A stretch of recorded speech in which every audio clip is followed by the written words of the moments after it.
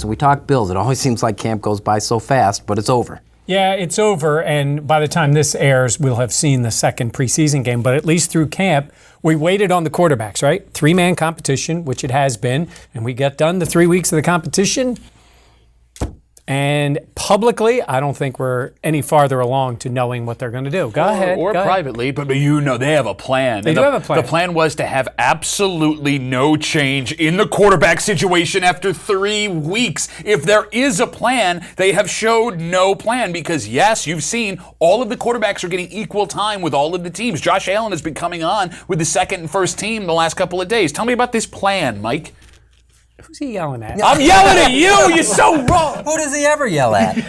No, I think they have a plan in terms of seeing which veteran, seeing if that veteran's going to start. And again, we haven't seen, or now at home, you've seen what happened on Friday night in Cleveland. But I think Josh Allen this camp is about Josh Allen in that sense, moving him up. And I think he has progressed the way they believed he was going to progress. So I guess that's the positive of it.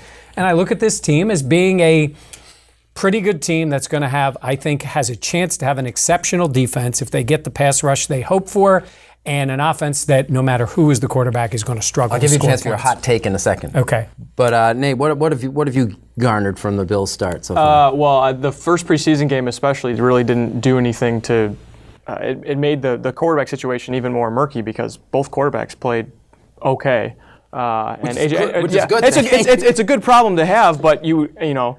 From a person who doesn't necessarily root for the Bills, you almost want to see one of the quarterbacks maybe not play as well, and it becomes clear because I don't like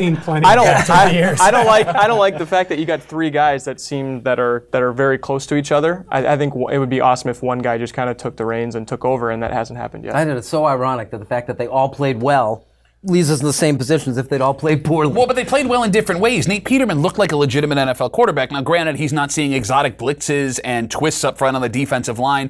AJ McCarron played like a backup quarterback that was playing, but he was efficient. And Josh Allen's the most interesting one, as we thought he would be, because he is a guy that can make a mistake on first down, make a mistake on second down. You have your head in your hands, and then he gets it all back and then some on third. So do you want an efficient offense with AJ McCarron? Do you want a guy with big play capability in Nate Peterman, or a guy that is all big play capability in Josh Allen? Which way do you want to make your team go? Now, the hot take. I mean, You were suggesting at the time that the season opens, the way this quarterbacks may shake out would be?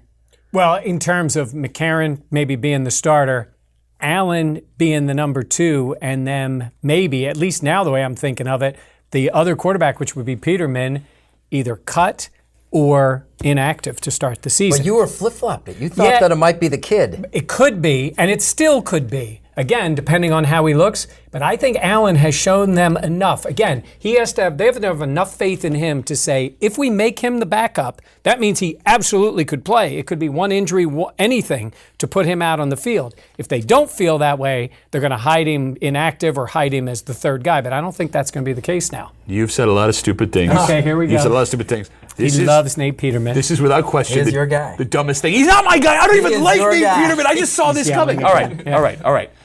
Why would you not dress Nate Peterman and dress Josh Allen? You own Josh Allen. You're paying him whatever. You don't own Nate Peterman. This coaching staff loves Nate Peterman. And you are one hit away, like you said, from Josh Allen being thrust into the starting role. If he's not ready to start, why would you put him in a position where he would be forced to? I actually say I think you make a good point. That's right, I do.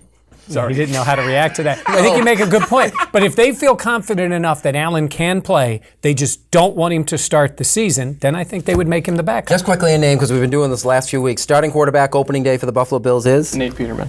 McCarron. McCarron? Peterman. All right.